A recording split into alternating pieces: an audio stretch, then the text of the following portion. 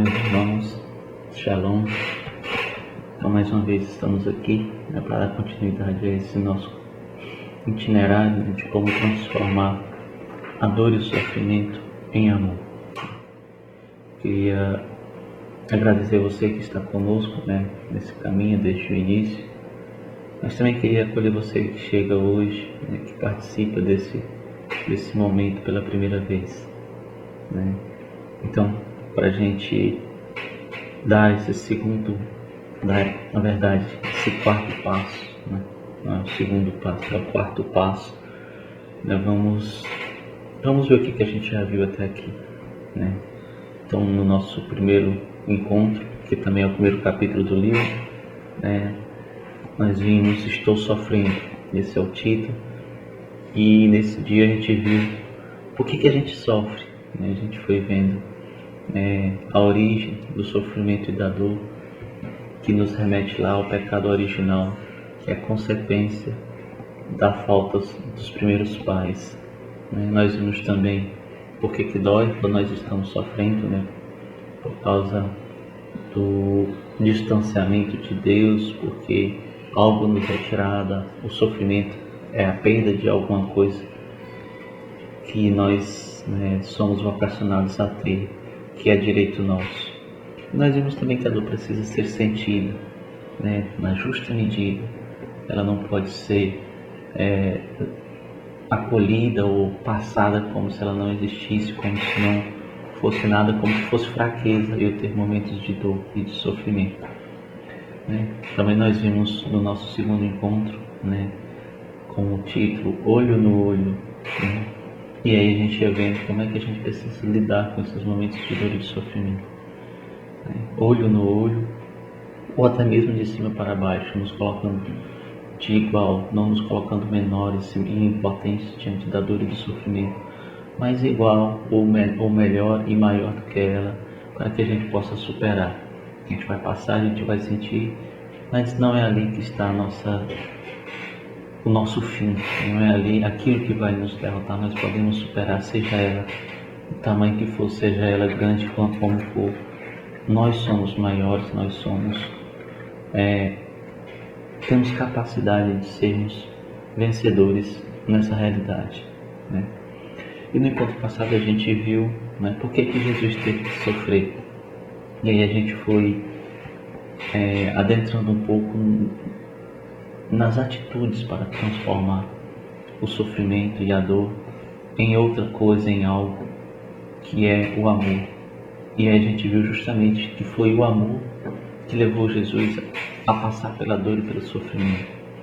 Não foi algo, não tinha algo sem sentido, mas foi algo vivido por amor. E por esse amor passou por todas aquelas realidades com dificuldades, sem acusação, sem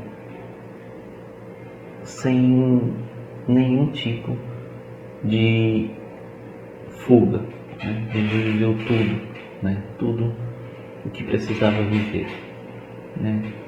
Nós vimos também no encontro passado que a gente deve evitar, que não é sadio viver o vitimalismo, ou aquele sofrimento sem sentido, se apegar à dor para ter nosso reconhecimento, se apegar aos momentos de dificuldade, às situações tristes da nossa vida, para sermos amados, para sermos acolhidos. Isso não é bom, isso não é sadio. Diria que nem cristão ficar atraindo olhares, chamando para si a atenção, tendo o desejo de ter a dor e o sofrimento para que os outros me amem, para que os outros me deem as coisas, para que os outros tenham um olhar de caridade para mim. Então isso não é bom. E hoje nós vamos ver como acabar com o sofrimento. E eu queria contar uma história que aconteceu comigo, uma história da minha vida, que me levou a uma conclusão que me é útil, ainda hoje com certeza será útil por toda a minha vida. Assim que eu comecei a minha caminhada, eu comecei a ler a Bíblia, eu fiz o propósito, eu vou ler a Bíblia toda porque eu quero conhecer, né? Quero saber a história, né? E quero também, né, ir crescendo. E aí eu fui lendo, né? E aí chegou naquela passagem, né? Que o povo está no êxodo, está saindo do Egito. E aí o povo, né, murmura e peca contra Deus, né?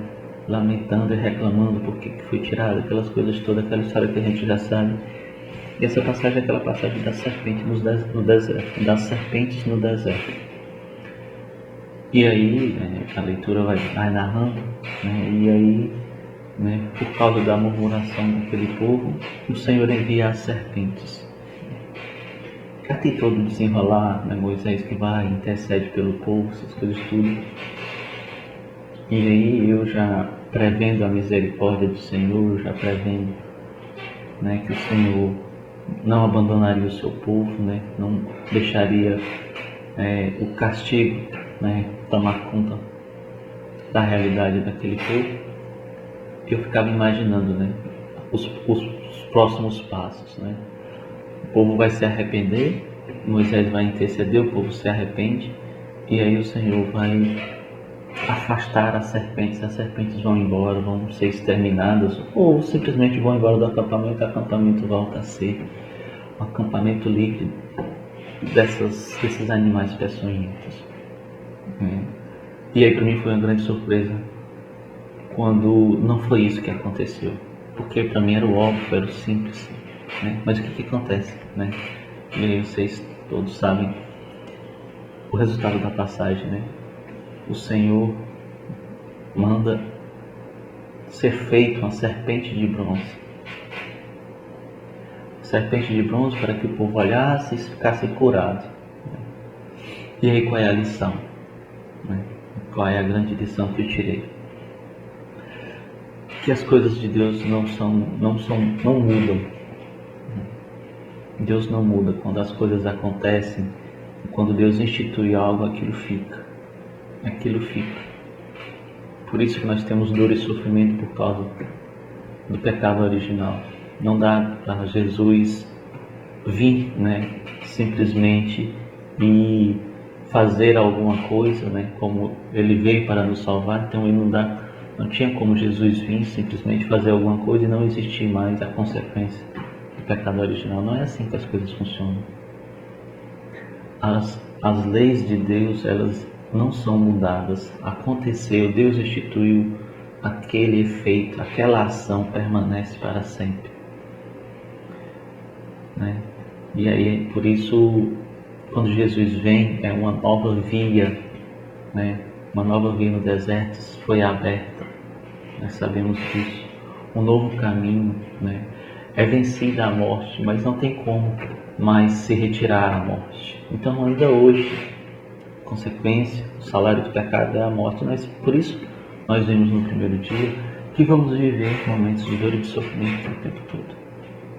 O tempo todo, por quê? Porque o salário do pecado continua sendo a morte.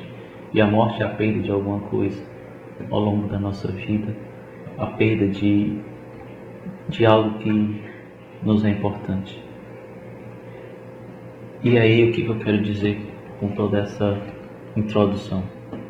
É que quando nós falamos como acabar com o sofrimento, né? Quando nós vamos ver como acabar com o sofrimento, nós precisamos ter em mente que a gente não vai extinguir o sofrimento e a dor da nossa vida. Que a gente não vai chegar a fazer alguma coisa e o outro sofrimento não vai existir. Não é isso que acontece. Então o que Deus nos dá, esse caminho que nos é proposto, não tem a capacidade como nenhum tem. E é importante que a gente diga isso, até para a gente combater as enganações das teologias da prosperidade, de tantas seitas que vão nos pregando que fazendo isso ou fazendo aquilo nós vamos ser felizes, não vamos ter dificuldades, problema, dor e sofrimento. Isso não existe. Isso que eu digo é verdade, não existe essa realidade.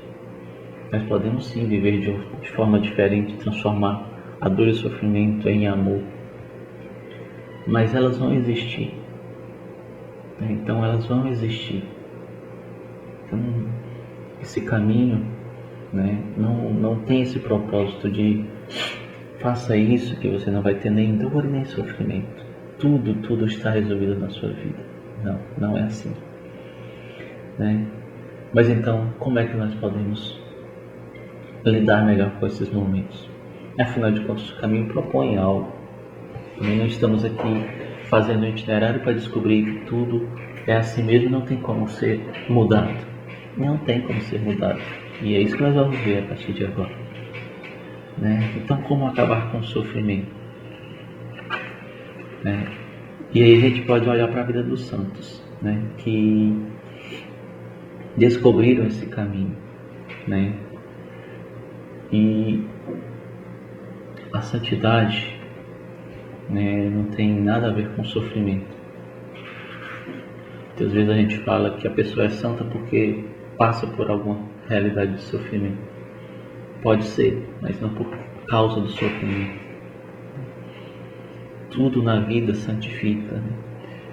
Eu gosto de dizer que em todo lugar cabe um santo.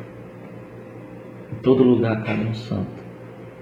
Seja ele um lugar de sofrimento, seja ele um lugar de glória, seja ele um lugar de penúria, de pobreza, de riqueza, materialmente falando. Em qualquer lugar cabe um santo. Porque o santo é aquele que sabe como viver retamente as realidades desse mundo. E aí, não importa a realidade que você viva, né? Existe uma forma de viver santamente a sua vida, né? Aquilo que você passa. Existe uma forma, né?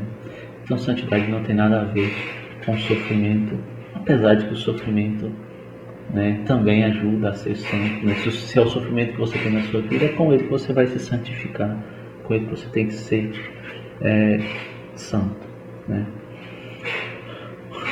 Pois então, né, mas o mistério, o segredo, qual que é? É descobrir como que se transforma, né? Como transformar o que você está sentindo em amor, né? O próprio título do livro já nos diz, então em algum momento a gente precisa abordar isso. E é isso que esse capítulo nos ensina. Eu preciso transformar naquilo que eu estou sentindo em amor, né? E como? Né? Como é que eu faço isso, né? Primeiro, né, reconhecendo que há um grande mistério naquilo que a gente vive, né? Que é uma graça também essa ação. Olhando para Deus, como é que o Senhor, né, lida com essa realidade, como é que Jesus viveu, né, com o sofrimento. É encontrar o mistério do sofrimento. No fundo, né, quando nós sofremos, a nossa dor, ela pode ser direcionada, pode ser entendida de uma forma diferente. Eu posso estar vivendo algo e buscar naquela realidade um sentido de amor, né? Um sentido de amor, como a gente falava no encontro passado, né? Se eu estou vivendo algo difícil, né, e aquela realidade favorece alguém, aquela realidade é por alguém, e esse alguém é uma pessoa que eu amo muito, né, fica tudo mais tranquilo. Então o primeiro passo é descobrir a quem aquela minha dor está favorecendo, a quem aquela minha dor está me ajudando a amar, a quem eu estou amando quando eu estou sofrendo, a quem eu estou amando quando eu estou sofrendo. Aí eu consigo viver de uma forma diferente. Eu estou passando por essa dor, eu estou vivendo, estou sentindo essa dor, mas aí quando eu me lembro, né, do bem que aquela dor está fazendo a alguém, né, eu passo a viver em função de estar amando aquela pessoa, de estar amando estar favorecendo aquela realidade. Então eu não vivo a dor e sentindo a dor, e está doendo, está sofrendo, e não tem sentido, não tem nada, não tem razão nenhuma para aquilo, e o que eu quero é que passe logo essas coisas. Não, o que eu vivo, né, ainda que demore, ainda que seja prolongado, mas eu vivo, né, no sentido de que eu estou amando. Eu estou vivendo isso, né, amanhã eu estou levantando cedo de madrugada para fazer, né, café para minha família, porque eu estou amando a cada um deles. Não importa se eu cheguei ontem a dormir meia-noite, 1 hora da manhã, mas eu acordei hoje às 6 horas da manhã. Isso para mim não é uma dor, mas é um amor. Então, quando a gente muda esse foco, quando a gente lida com essa forma nova de enxergar as coisas, né? Aquilo que eu vivia com muita dor, com muito pesar, aquilo que era um fardo para mim se torna uma alegria. Continua sendo cansativo, continua sendo desgastante, mas se torna uma alegria porque eu estou vivendo de forma diferente. Eu não estou sofrendo uma dor, eu estou amando, né? Frase de santo: para amar tem que doer. Duas frases do mesmo santo, Santa Teresinha de São João Paulo II. Se não for amor, se não doer, não é amor, né? Então, tudo isso é mudado, né? E essa é uma realidade, né? Mas aí vocês poderiam questionar: mas se aquela realidade em que não há amor visível, não há amor concreto, não há quem se beneficie dessa minha dor, Pastor? Não estou amando ninguém, assim, aparentemente. Uma dor, talvez, perda de um ente querido, né? A perda de alguém que eu gosto. Está doendo, mas eu não vejo, né, essa dor como sentimento de amor, como alguma coisa. Nesses momentos, nessas realidades em que nós não temos concretamente, né, ou a compreensão daquilo que nós estamos vivendo, né, não temos um sentido, né, em que eu possa direcionar toda essa minha dor, né, nós precisamos unir a Cristo. Precisamos unir ao sofrimento de Cristo. Cristo, quando sofreu, sofreu por mim e por você. Sofreu a sua paixão, né? Tudo que ele passou para nos dar a salvação a mim e a você. E eu e você ainda nem existíamos. Ele não sofreu somente para aqueles que estavam lá na cruz, para aqueles que estavam ao redor, para aqueles daquela cidade. Ele passou por aquilo por todas as pessoas do mundo inteiro, da sua época, antes dele e depois dele. Então, unido a essa dor, a esse sofrimento, nós também encontramos sentido. Eu estou vivendo essa realidade, estou. Não é para amor de ninguém, não é para, aparentemente, nada nesse tempo, nesse momento. Mas eu uno-me a Cristo. Eu coloco como amor pela humanidade, que por tantas vezes tem pecado, tem sofrido consequências, né, ou acumulado consequências das faltas. Então, que essa minha dor seja, né, também remissão para as faltas dos meus irmãos, seja também a minha contribuição para o bem do mundo. Então, por amor, tudo aquilo vai se transformando. Nós vemos, né, muitas vezes alguns testemunhos, pessoas que passam por realidades difíceis, né, de sofrimento, de dor, e que aquilo muda a vida das pessoas, ou faz com que elas ajam ou façam alguma coisa relacionada àquela dor, àquele sofrimento. Por exemplo, mãe que perde filho, né, e que depois abre alguma entidade, uma organização não governamental para socorrer, para ajudar, para prevenir pessoas que passam por realidades difíceis de preconceito, de violências, e que depois criam um mecanismo para socorrer essas pessoas que têm aquela mesma realidade, aquela mesma dificuldade. Ou seja, o que elas estão fazendo? Elas não estão vivendo, né, aquela postura de vítima o tempo todo. Olha, aconteceu isso comigo, veja a injustiça, veja o desastre que é a minha vida, veja o que aconteceu comigo. E aí, independente se são culpadas ou não, né, se são injustiçadas ou não, elas pegam tudo isso e transformam, né? E fazem alguma coisa, né? E aquilo que era dor, aquilo que era tristeza, acaba se tornando para elas razão e motivo de fazer um bem, razão e motivo de construir algo, de socorrer outros.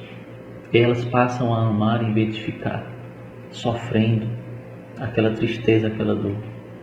E a gente tem muitos exemplos disso, e são belos, né? E são fortes os testemunhos. Então, de certa forma, tudo isso é transformado. O que nós precisamos encontrar é o amor na dificuldade, na dor e no sofrimento. Como é que eu posso fazer tudo isso ser amor na minha vida? Transformar todas estas coisas, né? Então, quando nós não temos concretamente, e olha que muitas coisas a gente tem concretamente, né? Muitas coisas eu posso olhar e falar, estou amando alguém. Se aquele alguém eu não queria amar, eu preciso, né, voltar ao Evangelho de São Mateus, né? São Mateus eu falo, mas, né, existe, está nos sinóticos tudo. Nós possamos voltar a amar os inimigos, né? Entender o que é que Jesus está dizendo ali, que é justamente isso. Que é justamente isso. O amar ali não é eu ter sentimentos bons, não é eu ter afeição pelas pessoas, mas é eu fazer alguma coisa que favorece, que beneficia, que concretamente eu estou amando. E aí muitas vezes nós podemos encontrar amor a outras pessoas que nós não amamos. Amar a quem muitas vezes nós odiamos. E aí nós estamos, né, encarnando o Evangelho, vivendo o Evangelho. Amar aqueles que nós odiamos. Muitas vezes são a eles que a nossa ação de transformar dor e sofrimento em amor beneficia. Mas, né, o objetivo é viver o Evangelho. E o caminho que nós estamos trilhando nos ensina que é melhor transformar dor em amor, é mais fácil, é um caminho cristão, um caminho do Senhor, transformar dor em amor. Então não deixe de transformar dor em amor se você está amando o seu inimigo, né? Pelo contrário, você deve buscar transformar toda a sua dor e sofrimento em amor. E se tudo isso é para amar o teu inimigo, você também precisa buscar isso, porque você estará vivendo duplamente o Evangelho. Não está se apegando, sendo aquele que vive, né, buscando para si, né, as coisas e os holofotes, as atenções por causa da dor e do sofrimento, e você está amando o seu inimigo, se essa for sua realidade, né? Então, meus irmãos, a gente precisa entender muito bem, né, essa realidade, né, de ver tudo isso, né, e confiar na providência divina, né? A confiança na providência divina, ela explica muitas coisas, né? Explica, talvez não seja a melhor palavra, né? Mas ela nos deixa tranquilos, né? Nos faz acolher melhor a realidade e também nos traz esperança. A providência divina, ela, quando nós temos fé na providência divina, quando nós confiamos nisso, vem por meio da oração, por meio de tudo que a gente faz, por meio da nossa busca, né, em crescer nesse aspecto. Quando nós confiamos na providência divina, né, nós tanto acolhemos melhor aquilo que nos vem, nós acolhemos melhor as realidades que acontecem em nossas vidas, de injustiça, de falta, de perda, de dor e de sofrimento. Nós acolhemos melhor tudo isso. E também nós não desesperamos, não ficamos sem esperança, nós não buscamos, né, não entramos naquele estilo de vida, né, desastroso, né, que acolhe, vê, olha para cima e vê o tamanho do buraco em que está, do tamanho e o peso de tudo que está sobre si. E fica sem ação, sem saber o que fazer. Não. Quem confia na providência divina, acolhe melhor tudo que vem, não fica culpando um ou outro, não fica jogando a responsabilidade sobre um ou sobre outro, não fica brigando ou criando no coração inimigos porque aconteceu isso e porque fez isso ou aquilo. As pessoas muitas vezes podem ser diretamente, né, o instrumento daquela dificuldade, daquele sofrimento, daquela dor que chegou a cada um de nós. Diretamente pode ter sido uma pessoa que veio e assassinou alguém da nossa família.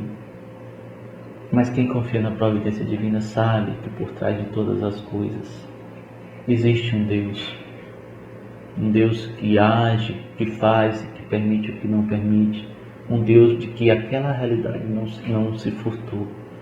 Não, ele não estava distraído e aconteceu aquilo sem a sua vontade. Ou então ele descuidou e naquele momento ele não quis nem saber de mim. Não, um Deus que é presente em todos os momentos, cuida de todas as coisas e me ama o tempo todo. Ele não dorme, não descansa, não cochila. E em nenhum momento deixa de me amar. Não é porque eu cometi o maior dos pecados que ele vai permitir que aconteça comigo o maior dos maus. Ele a sua ação é sempre baseada no bem, no amor. Ele é todo bem, todo amor. Então não existe essa questão. Se aconteceu isso, Deus permitiu e Deus permitiu acontecer me amando e não me odiando e não querendo o meu mal, mas sempre o meu bem. Quem confia na providência tem esse entendimento, tem essa compreensão e vive também a esperança de um futuro melhor. Olha para frente com confiança, restaurado por essa esperança de que vai vir o socorro, de que vai passar, de que vai ser melhor. E aí, quando a gente une a isso a nossa vontade de dar passos, de transformar essa dor em amor, só Deus sabe o que pode acontecer, o que vai dar. Mas grandes obras, meus irmãos, acontecem. Grandes obras acontecem na nossa vida. Então, tenhamos toda essa compreensão. E esse é o caminho para a gente acabar com o sofrimento. Não será acabado, mas será transformado. Aí aquilo que era dor, aquilo que era sofrimento, pode se transformar numa magnífica obra de amor. Quanto é alegre um coração, uma pessoa que se descobre amando. Então, muito obrigado a cada um de vocês.